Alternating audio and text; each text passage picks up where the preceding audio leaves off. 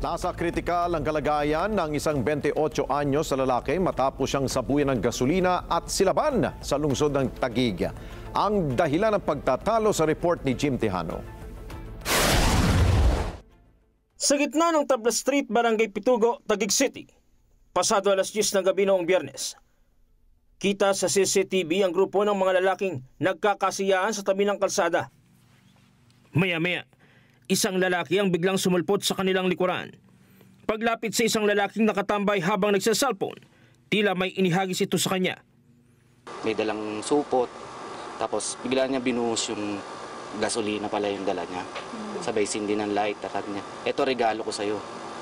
Nataranta ang mga tao sa lugar nang biglang sumiklab ang malakas na apoy. Nakuha pang maglakad ng biktima habang nilalamon ng apoy ang kanyang damit at balat. Ang target, kinilalang si James Villaruel, 28 anyos, na nasa kritikal na kalagayan. Kasi nakita ko po kasi siyang, alam mo yung taong binabuhay na binabalatan, kitang-kita ko talaga ginawa po sa kanya. Hindi okay anak ko. Makakausap naman po siya, sumasagot pero nahirapan siya.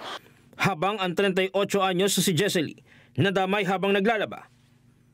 Hindi ko akalain na nasusuan na ako.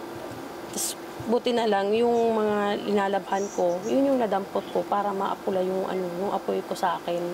Trauma rin ang idinulot sa kanyang mga anak na nakasaksi sa pangyayari. Nung pagpasok ko doon ako naawa sa tatlong anak kasi sabi nung pangalawa ko, "You're fire mama, fire mama." Mga nanginginig na yung mga anak ko eh. Yung 10 years old ko tsaka yung 5 years old, nakita nila akong inaapoy. Ang sospek, kumaripas ng takbo habang nagliliyab ang kanyang kamay at braso. Isa sa nakikitang motibo sa krimen, selos. Nangyari yan, yung mga kapitbahay na karoon ng trauma. Kung yung pinagsasolosan nasabuyan, what more, baka daw yung mga bahay nila, baka sabuyan din. Ayon kay Chairman Ibes Ebrada, dati na umanong may kaso ng pananakit, physical at mental abuse ang suspect sa dati nitong kinakasama. In fact, nakapag-issue na nga ang barangay ng barangay protection order. May binigyan namin siya ng 15 days na hindi siya pwedeng lumapit. Makipag-usap, makipag-text sa misis niya.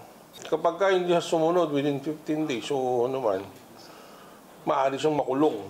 Ayon sa ina ng biktima bago pa ang krimen, nakatanggap na ng pagbabanta sa buhay ang biktima. Nagkabaranggayan pero sa huli, nagkapatawaran. Pero hindi pala doon nagtapos ang usapan.